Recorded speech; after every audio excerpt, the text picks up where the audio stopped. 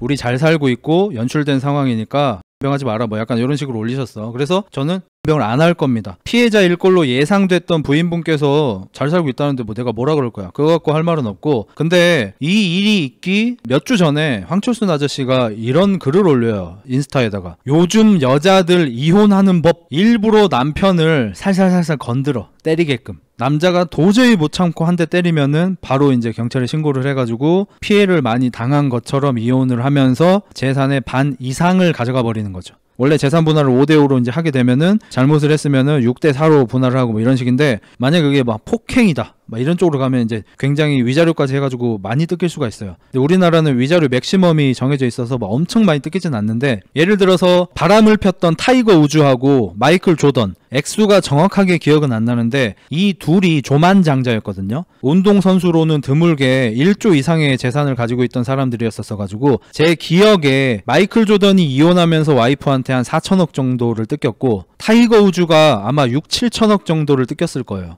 타이거 우즈가 이제 조금 더 안 좋았죠. 죄질이라 하긴 좀 뭐하지만 타이거 우즈가 바람을 많이 폈는데 그 바람핀 대상이 전부 백인 여자였고, 그 백인 여자들이 하나같이 하는 얘기가 타이거 우즈의 땡뜨에는 무언가 흑인으로서의 울분이 느껴졌다, 이런 얘기를 타이거 우즈랑 바람을 핀 11명인가의 백인 여자가 공통적으로 얘기하면서, 타이거 우즈가 이제 골프라는 백인 스포츠로 세계 최정상을 찍었지만 어렸을 때부터 받아온 인종차별이나 이런 거를 백인 여성을 정복함으로써 좀 해소를 한 이런 정황들이 보여가지고 이제 언론에서도 공격을 굉장히 많이 받고 팬들도 실망을 엄청 많이 했죠. 그러니까 예를 들어서 농구 선수가 원정 경기를 갔는데 클럽에서 놀다가 어느 예쁜 여자랑 눈이 맞아가지고 한번 바람을 폈어. 이건 굉장히 잘못된 일이지만 그래도 일반 대중들이 보기에는 돈 많은 새끼가 뭐 그냥 여자랑 바람 폈대, 아유 새끼 이러고 말 정도였다면은, 타이거 우즈의 사건에서는 얘가 인종차별로 받은 자기의 서름과 울분을 백인 여자를 벽에 밀쳐놓고 뒤에서 공격함으로써 좀 해소를 한, 조금은 좀 크리피한 사건이 돼버리는 거야. 타이거 우즈는 역대 운동선수 위자료 이제 랭킹 1등을 찍게 되죠. 타이거 우즈 위자료 9,200억 줬어? 미쳤네. 타이거 우즈 와이프가 어떤 사람인지 나는 알 순 없지만 인생 최대 업적이 타이거 우즈랑 이혼한 게 되는 거죠. 웬만한 사람은 다 그렇게 되겠지. 그러니까 자기는 그냥 예쁘게 태어난 거 말고는 뭐가 없는데 운 좋게 돈 잘 버는 운동선수랑 결혼을 했고, 그 운동선수가 바람을 펴서 이혼을 하게 됐는데 위자료로 9,200억을 받게 되는 거야. 조던이 한 6천억 뜯겼겠네. 이게 미국에서는 운동선수들 사이에서 예전부터 문제가 됐었어요. 제가 아는 한 그 시작이 누구였나? 마이크 타이슨. 마이크 타이슨의 일을 모티브로 영화까지 제작이 됩니다. 그 영화를 보면 황철순 아저씨가 얘기했던 게 그대로 나오고요. 제가 정확하게 기억나진 않는데 20년쯤 된 영화입니다. 타이슨은 실제로 여러 범죄를 저질렀기 때문에 마이크 타이슨이 뭐 선량한 사람이다 이렇게 얘기를 하는 게 아니고, 적어도 이혼을 할 때는 마이크 타이슨이 할 말이 있다 이거예요. 아무튼 영화 제목 나도 몰라. 나도 어렸을 때 봐가지고. 대충 상황이 이래. 잘 나가는 복서가 있었고 어떤 여자랑 사랑해서 결혼을 합니다. 결혼을 하고 나니까 이 남자는 훈련 위주로 해야 되잖아. 잘 나가는 운동선수면은 거의 하루 종일 훈련을 해야 되잖아. 근데 이 여자는 사실 얼굴 예쁜 거 말고는 별 볼 일 없는 여자였는데, 남편이 복싱 한번 하고 나면 몇백억씩 벌어다 주니까 집안 사정이 존나 좋아져 버렸잖아. 그러니까 바람이 존나 들어버려요. 맨날 명품 막 몇 개씩 쇼핑하고 막 사람들 집에 불러가지고 여왕놀이 하고 막 이지랄을 떨면서 다니는데, 그 와중에 이제 이 여자가 먼저 바람이 나요. 이 여자가 눈가리가 돌아가. 이 여자도 흑인 여자였는데 미국에는 좀 그런 애들이 많아. 여자한테 좀 빌붙어 사는 남자들이 꽤 많아요. 우리나라는 그런 남자가 그렇게 많지 않지만 기둥서방 뭐 제비 뭐 이런 식으로 얘기하잖아. 우리는 그 흑인 여자가 눈가리가 돌아가가지고 먼저 바람을 펴요. 그리고 이게 실제 있었던 사건이 뭐였죠? 브래드 피트 사건이 있죠. 마이크 타이슨이 자기 와이프를 찾아갔는데, 현재는 별거 중이고, 자기가 사준 집에 내 와이프가 살고 있어서 갔는데 저기 내가 사준 차가 들어오는 거야. 그래서 내 와이프 들어오나 보다 하고 있는데, 내가 사준 내 와이프 차에서 내 와이프가 운전석에서 내리는 게 아니라 어떤 백인 남자가 내리는 거야. 그래서 마이크 타이슨이 개빡쳐가지고 어떤 X놈이야 이러면서 갔는데 그게 브래드 피트였대요. 마이크 타이슨이 스탠딩 코미디로 한 얘기입니다. 브래드 피트는 마이크 타이슨을 보자마자 얼굴이 시퍼렇게 질려가지고 I'm sorry 계속하고, 옆편내는 옆에서 여기 왜 왔냐고 소리 꽥꽥 지르고 있고, 마이크 타이슨이 브래드 피트한테 다가갔죠. 브래드 피트가 멋지게 딱 한마디 합니다. 저 배우니까 얼굴만 때리지 말아주세요.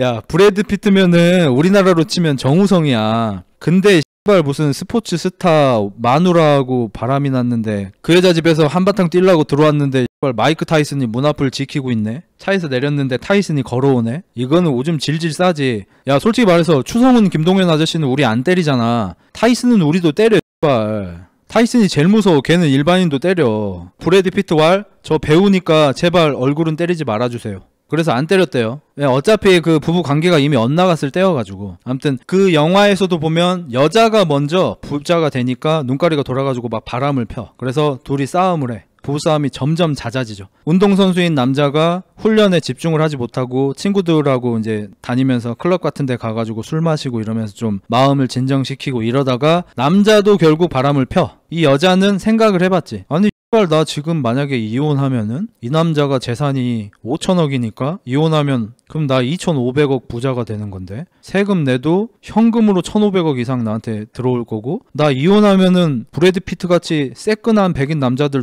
나 만나고 다닐 수 있는데 왜 이런 복싱하는 짐승 새끼랑 계속 참고 살아야 되지 이런 생각을 한 거야. 이혼을 하고 싶잖아. 근데 만약에 협의 이혼을 하게 되면은 내가 위자료를 좀 덜 받게 돼. 그리고 그 여자는 남편을 계속 건드립니다. 계속 긁어. 계속 짜증나게 하고 막 병을 떨고 계속 긁어요. 그래서 운동선수인 남자 흑인이 개빡 돌아가지고 여자의 눈탱이를 밤탱이로 만들고 그 여자는 바로 사진 나 찍고 경찰에 신고해가지고 고소장 접수하고 언론사에 전화해서 인터뷰합니다. 기사 나 뜨고 남자 개쓰레기 되고 두드러 패가지고 이제 막 저시기가 됐으니까 아마 구속도 됐을 거예요. 제가 20년 전에 본 영화라서 디테일은 좀 다를 수가 있어요. 그건 좀 양해를 해주시고 구속이 된 상태로 재판이 열립니다. 운동선수였던 남편은 최선을 다해서 자기 변호를 하고 변호사도 힘을 쓰고 이 여자가 어느 순간부터 얼마나 결혼 생활에 충실하지 않았고 이 여자가 먼저 바람을 폈고 어쩌고저쩌고 하죠. 여자가 마지막으로 최후 증언이라고 하나요? 뭐 그걸 합니다. 그 전까지 겁나 땡땡거리고 막 같았던 여자야. 그 까만 옷 같은 거 입고 겁나 정갈하게 나와가지고 법정에 이렇게 앉아가지고 진실만을 말할 것을 맹세합니다. 이렇게 하고 앉아. 바로 쳐 울어. 바로 울어. 왜 우시죠? 저 사람과의 결혼 생활은 끔찍했어요.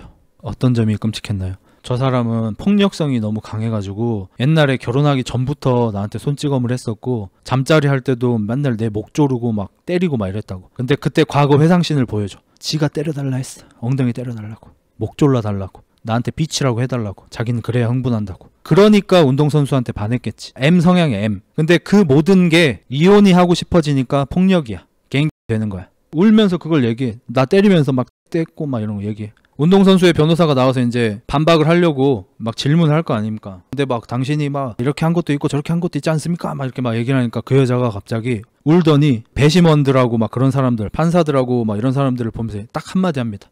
저 사람은 190cm에 100kg이 나가는 복싱 선수다. 저 사람한테 내가 뭘 할 수 있겠습니까? 저는 나약한 여자일 뿐입니다.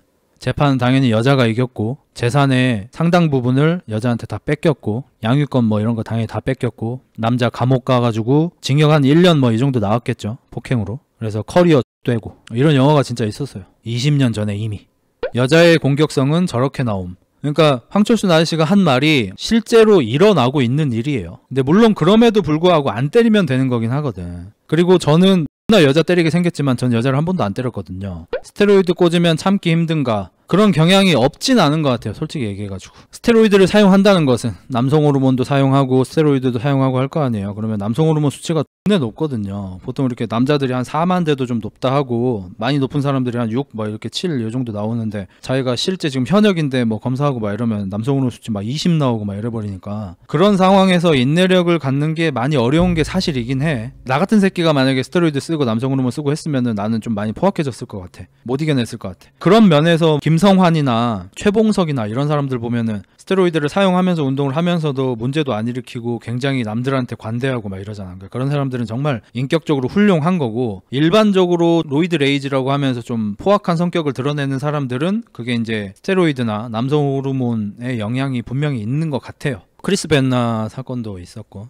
뭐 그건 다음에 또 얘기하자. 우리나라 패미들이 결혼이라는 제도가 여자한테 너무 손해다 이런 얘기를 하잖아. 근데 이제는 남자들한테도 결혼이라는 제도가 불리해지기 시작한 거고, 결혼을 했는데 이 여자가 2년 이상 나랑 같이 살다가 갑자기 이혼이 하고 싶어져가지고 나 한번 때려봐라 들이대고 막 집안일도 안 하고 막 결혼 생활에 불성실하고 바람도 피는 것 같고 이지랄 떨어버리면은 남자가 개빡 돌아가지고 손찌검을 한번 하면, 거기다가 이 남자가 유명인이기까지 하다 이러면 손찌검 한번 한 걸로 이 사람은 아주 개쓰레기가 되는 거고, 이 여자는 자기가 한 여러 가지 쓰레기 일이 있는데도 그냥 피해자가 돼버리는 거고, 그러면 이혼할 때 50% 이상 여자가 재산 가져가고 애도 데리고 가고, 이 남자는 앞으로 버는 돈도 양육비 쪽으로 뭘 내야 되고, 막 저 숫자 저 계속 치는 애는 뭐야 저거, 뭐 간치야 뭐야.